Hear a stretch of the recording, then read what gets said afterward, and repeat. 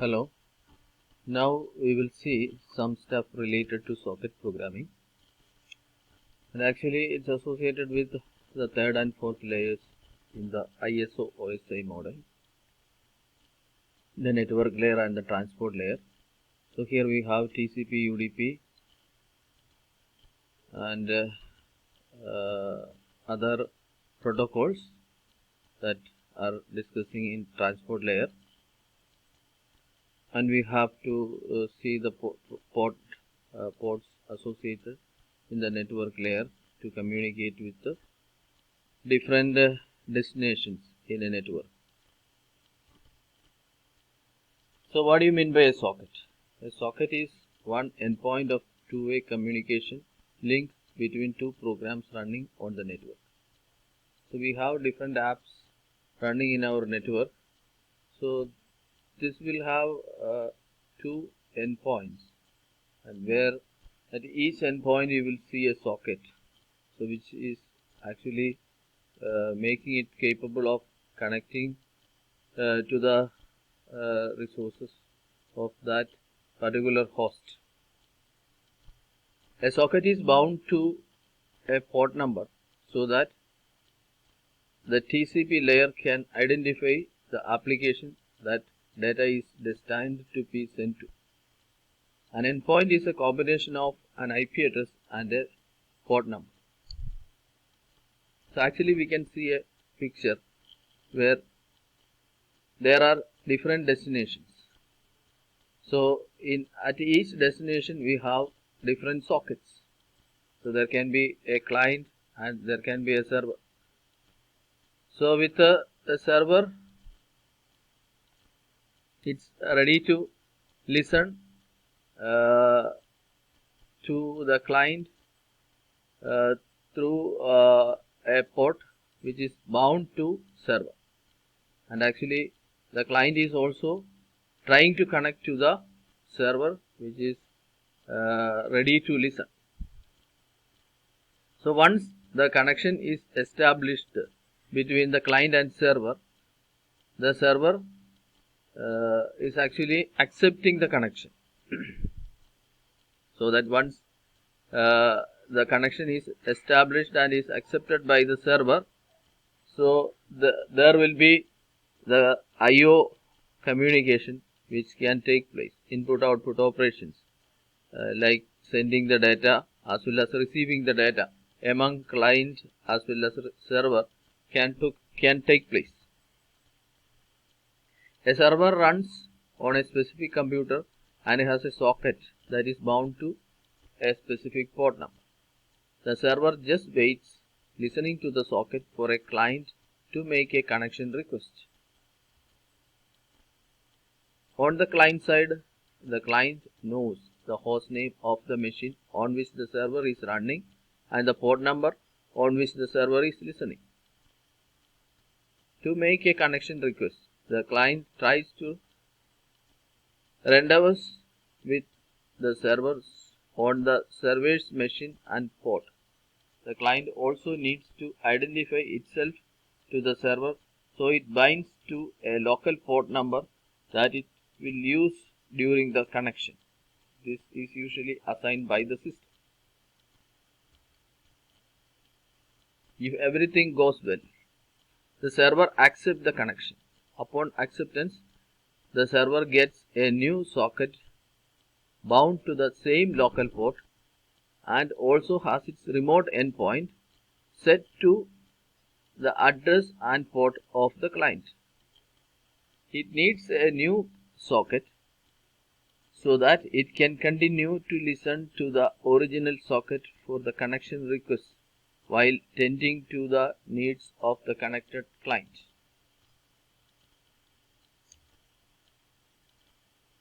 Now the client and server can communicate by writing to or reading from their sockets.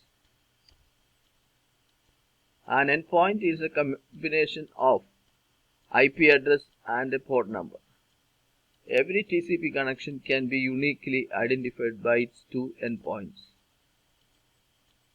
That's why we have multiple connections between our host and the server.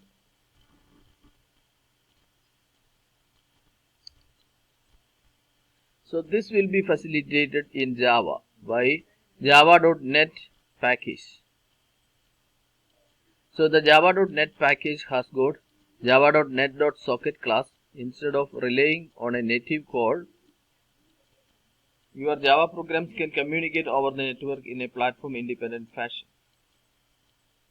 Additionally, java.net includes the server socket class, which implements the socket that servers can use to listen for and accept the connections to clients. So right now we are interested in doing another activity related to the socket programming, where we want to implement echo server. So echo means in physics something that comes back, usually sounds back. The echo server receives the data from its client and echoes it back.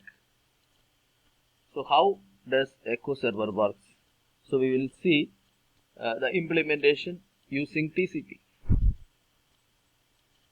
The echo client example creates a socket, thereby getting a connection to echo server.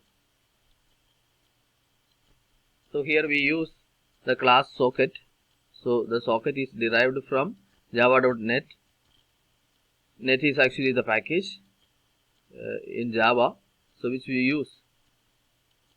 So it reads input from the user on the standard input stream and then forwards the text to the echo server by writing the text to the socket. So we write from the once we connect the client to the server, so we'll have the input stream to read data from the user, and this data is going directly to the server, and the server is going to echo it back to the client. Echo it back. The server echoes the input back through the socket to the client.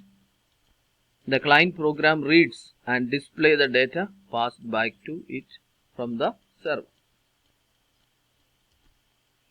So this is actually the output screen, where you can see the server program as well as the client terminal. So in the server, so we execute the server program. So in order to execute the server program, you have the interpreter Java server 2. So before that you have to compile it, Java C server 2.java. So thereafter you will interpret it using Java server 2. So you will get a message if there are no errors, server is running. So then you are going to run the client program Java client 2 after compilation. So this is the interpreting process.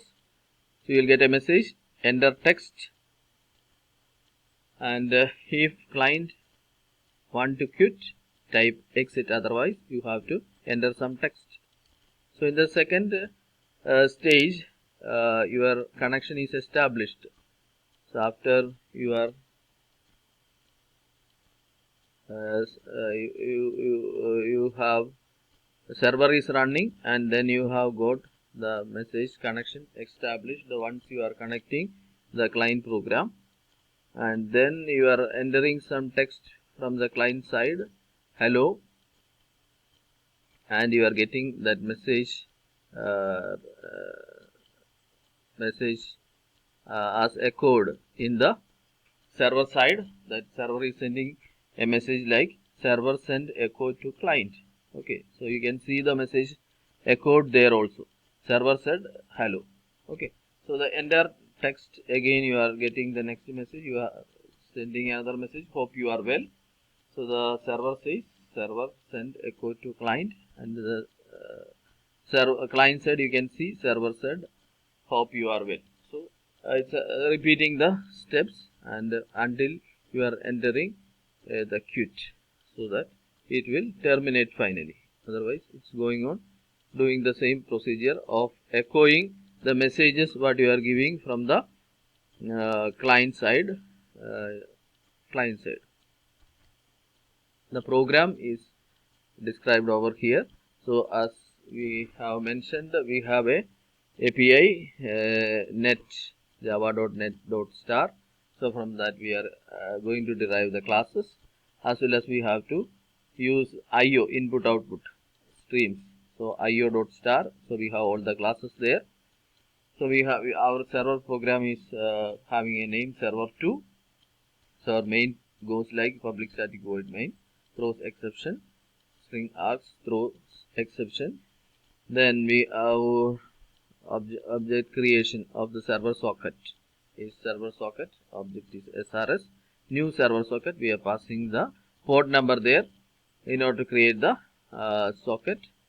Then the server is running, you are getting a message, the port number is not used by any other application, you are getting a message like server is running whenever you are running your server program. So thereafter it's trying to accept the connection from the client. The next command is socket an object is equal to server socket object dot accept. So you are accepting the connection. So the connection is established. That is your next message which you are going to give to the user. Now you are going to create an input stream with the socket class. So that is like a buffered reader BR equal to new buffered reader. You are making an object new input stream reader.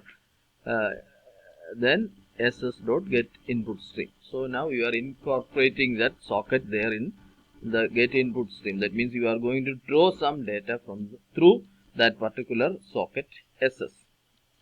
So the next process is data output stream DOS. In short, you are giving DOS new data output stream ss dot get output stream. That means you are going to write some data out through ss. Ss is the socket. So now what is going on here is we have to get the data displayed from the client. So that is using a string variable s2. So you are reading that using BR. Now we have seen BR dot read line, which is not equal to null. Until it becomes null, you are getting server send echo to client. So DOS is data output stream. DOS write bytes S2. So you are writing the data back to client. So S2 is being written back to client, given back to client, and that process is going on, and you are closing all the sockets and other connection related parameters in this program. And whenever you come back to client, so the same APIs are being used, net as well as IO. And here the socket is created using two parameters, localhost as well as the port number. So the port number and localhost, the name of the server is being used for creating the socket. And for the buffered reader, new input stream reader, system.in. That means you are getting some data from the user through the system. So in the next line we have a socket, and through the socket you are giving some data out back. So that is your next statement. And in the next statement you are still using the same socket for doing the activity, like you are giving back the data. So the first message is enter the text, and if client quit, then exit. And so as far as it does not go for exiting, so you have the data which is returned to through using S1, that is your string variable, data sent to server machine, data is sending back to the server machine. It's going to be echoed, and you are at the same time you are reading the data also, and whatever data which you are reading is being taken and is given back to the server, and whatever data which you are getting is being displayed over like server said. Okay, so then finally you are closing all the parameters.